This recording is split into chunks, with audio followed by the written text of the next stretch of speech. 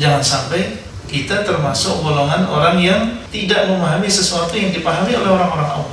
Dan ini sekali lagi adalah pemberian dari Allah SWT. Dan tentunya di antara perkara yang bisa kita ambil pelajarannya, jangan sampai kita sebagai orang yang mungkin diberikan oleh Allah SWT cerdasan, kecerdikan, kejeniusan, kemudian kita maghrur, menjadi seseorang yang tertipu dengan dirinya sendiri. Ketahuilah bahwasanya kita bisa paham, kita bisa dengan mudah memahami sesuatu, itu adalah Allah SWT yang memudahkan. Dalam sebuah hadis Nabi SAW mengatakan, kullu syai'in biqadarin hatta al-kais wal ajiz. Segala sesuatu adalah dengan takdir Allah. Segala sesuatu sudah ditentukan oleh Allah, sampai kecerdasan seseorang dan lemahnya seseorang sehingga dia tidak bisa melakukan sesuatu, itu semuanya sudah ditakdirkan oleh Allah SWT. Maka jangan kita tertipu dengan diri kita sendiri. Kemudian beliau mengatakan illa aqallal qalil, kecuali sangat sedikit di antara mereka. Ada orang-orang cerdas yang mereka juga memahami, ada orang-orang yang berakal yang mereka juga memahami, tapi itu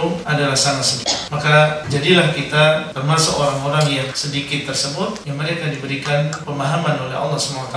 Dan Nabi SAW mengatakan, man yuridillahu bihi khairan yufaqihu fid din. Barang siapa yang Allah SWT kehendaki kebaikan bagi dirinya, maka Allah SWT akan menjadikan dia paham terhadap agamanya.